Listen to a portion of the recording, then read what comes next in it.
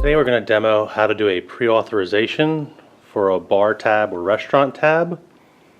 We will be using the PAX S500, which is our wireless device.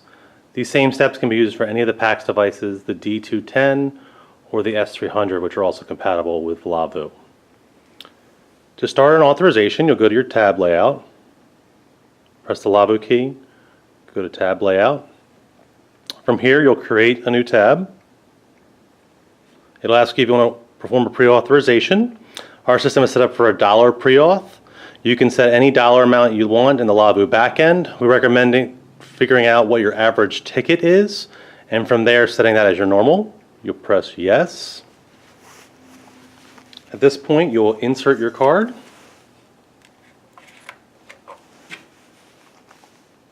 Once you hear a beep from the S500, you know the transaction is completed. You can remove your card, and your tab will start once we choose the number of guests. On the tab, it does pull off of the chip card the name, first name, last name. You can also have it only pull the first or only the last, depending on how your Lavu backend is set up. And you'll see here as well that the pre-authorization of the card for $1 was completed. At this point, you can go back to your tabs menu if you're just holding the card for future orders, or you can start bringing things in. So you can see again, the name is labeled here correctly. We'll press the name and start bringing something in.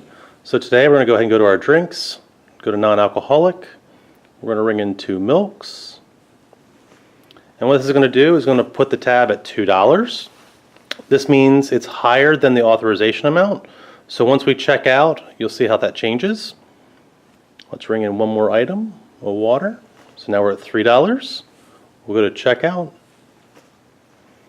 From the checkout screen, you need to press the pre-authorization amount. So when you press the pre-auth, you have 2 options here. You can pre-auth and capture, which means it'll reauthorize the card for another $2 and allow you to close out the sale.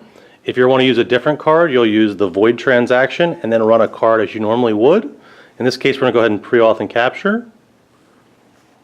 Are you sure you want to pre-auth and capture for $3? Yes. It was reauthorized.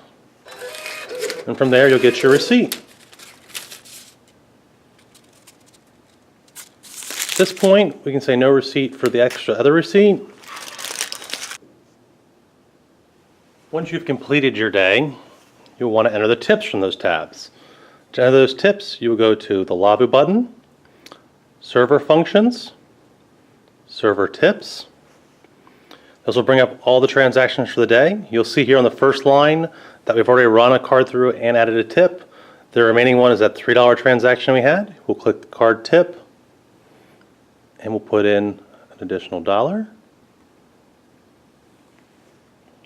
It'll send a signal to the credit card machine for every tip adjust, and it'll complete that part. Once you hit the submit button at the top right, it then sends a signal to the terminal to capture those transactions. So the key is make sure all the tips are adjusted before hitting submit.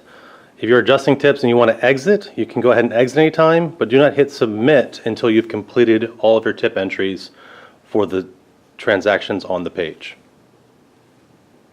Any additional questions, please call us at the number at the end of the slide or visit mpipos.com. Thank you.